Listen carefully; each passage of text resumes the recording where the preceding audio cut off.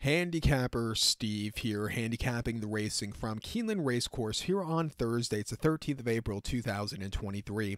Gonna look at the sixth race from Keeneland, but before I get on to that, remember to please follow me on Twitter at HorseRacingKit5 for more selections for race courses around the world, and I mean it around the world. Remember to go check out my Aintree Grand National preview videos this week. The Grand National meeting at Aintree starts today, so it's going to be an excellent racing week there.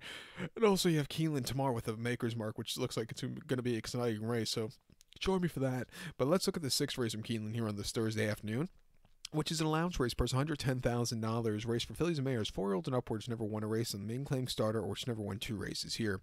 We have a field of 14 horses entered, 13 and 14 are MTOs, 12 will head to the turf course, the distance of ground of 1,800 meters, or the distance of ground of 1 mile and 1/8 on the Keeneland turf course.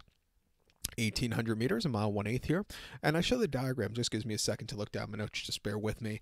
Portable rails are up at 30 feet, so they're quite far out. I think they started using this rail setting last season to save the turf course, which I don't think it's half bad, but still, far out. My top selection here, I'm gonna go with the number 11 horse, Diamond Hands. Let's go 11-2-7-4 in the superfecta. 11-2-7-4 super. Top selection, 11 horse, Diamond Hands. 4-year-old followed by Frosted. Top Pletcher trains. Iradites Jr. gets the mount. The horse's most recent outing came 26th February at Gulfstream. 7.5 furlongs and opposite 25 claimer, and the horse finished second by 2 3/4 lengths that day. And he just kind of stalked all the way around the race course. He was a little bit wide. He ran okay, but he needed the race off the bench. Second off the bench, coming to a better turf course, gonna have to overcome a wide post draw. I think he could get a good race to win here today. His buyers, I think, are up to scratch. If he runs the race before, even defeat the race before, he can win against these horses. They came at Aqueduct on the 30th of September, mile 16 launch race, 105,000. Finished third by 3 1/4 lengths that day, and it was with them early on. Then just kind of hit the wall. He ran his heart out there. It was a quick race, which probably cost him. But if he runs that race, he could definitely win against these horses. And then prior to that, he ran Saratoga 12th of August, mile on the inner turf course, Officer Lady. He finished second by a nose that day. He set the pace. He got caught late, but he didn't go down without a he didn't go down without a fight that day. Can't speak, pardon me.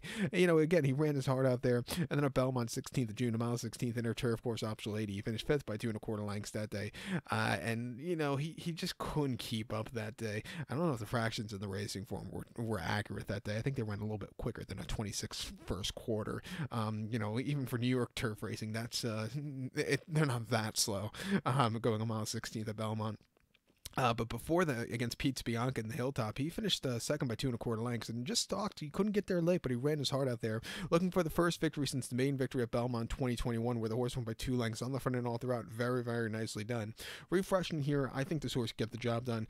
Don't throw out the 2 horse Adikos for Grand Motion and John Velasquez. First time Lasix, first start stateside. Most recent ran on the 25th of November, actually my birthday, at Fontainebleau, in France, a mile and a quarter in the Grand Prix de Fontainebleau. Just a regular listed stakes. He finished third by 2 lengths. And he had the lead. He got caught late, but his wheels are spinning. He doesn't like soft ground, which he saw quite a bit in Europe this summer. He saw heavy ground before that, Doncaster. He had somewhat good ground in a handicap at Newmarket in September, where he finished second by 1 1/4 lengths, and he was with them early on. He had a decent turn of foot, not the world's worst race from there. And then in a very tough Class 2 handicap at York in August, he finished 12th by 12 1/4 lengths there, and he just never really got going. Looking for the first victory since the maiden victory in the summer of 2021 at Beverly, where this horse won quite nicely down the straightaway. Refreshing here, the fast ground gets a little closer. It wouldn't surprise me. Pick 4 begins with this race. I think you want to go too deep. But to recap my selection for the 6 from Keeneland here on this Thursday afternoon, let's take the 11 horse Diamond Hands. Give kudos to the 2 horse Adikos, 11-2-7-4 super, 11-2 in your multi-race. So good luck to all, and please follow me on Twitter at HorseRacingKid5. Good luck, everybody.